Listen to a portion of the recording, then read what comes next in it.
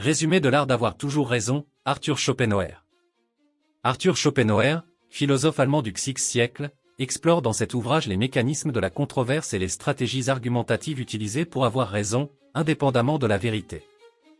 Il y développe 38 stratagèmes rhétoriques qui révèlent comment les débats ne visent pas toujours la quête de vérité, mais souvent la victoire dans la discussion. Les idées principales. 1. La distinction entre vérité et victoire.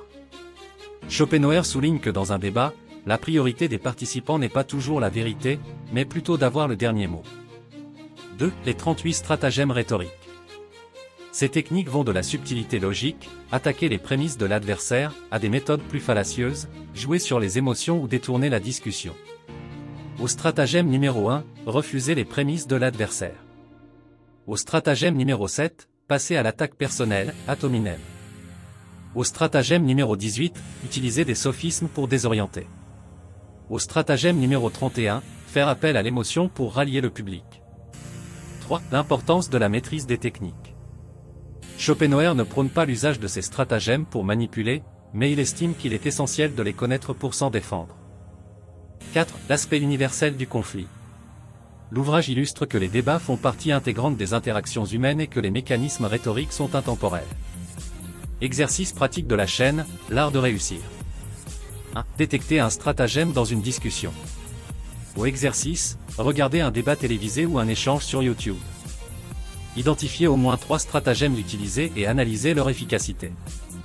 Au objectif, apprendre à reconnaître les techniques rhétoriques dans la vie réelle. 2. Pratiquer le contre-argument. Au exercice, choisissez un sujet controversé et demandez à un proche de défendre un point de vue opposé.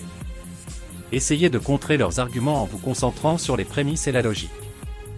Au objectif, développez votre esprit critique et votre capacité à réfuter des arguments.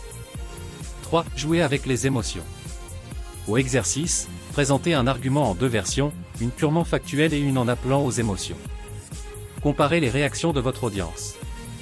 Au objectif, comprendre l'impact de l'émotion dans la persuasion.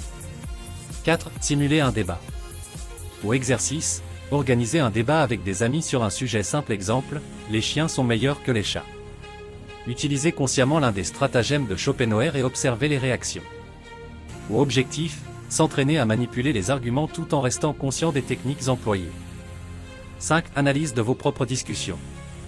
Au exercice, après un débat ou une discussion que vous avez eue récemment, réfléchissez aux stratagèmes que vous avez peut-être utilisés, consciemment ou non. Au objectif, développez une conscience de vos habitudes rhétoriques. Conclusion de la chaîne YouTube. Une vidéo basée sur l'art d'avoir toujours raison peut offrir 1. Un aperçu des stratagèmes de Schopenhauer. 2. Des mises en situation réelles ou théâtralisées pour illustrer ces techniques. 3. Des conseils pour utiliser la rhétorique de manière éthique et éviter les pièges des débats inutiles. Avec ce contenu, nous vous aidons votre très cher téléspectateur, à mieux comprendre les débats, à vous exprimer plus efficacement et à vous défendre contre les manipulations argumentatives. Vous avez été inspiré par cette vidéo, veuillez l'aimer, la commenter, puis vous abonner à la chaîne L'Art de Réussir pour ne manquer aucune de nos vidéos à venir.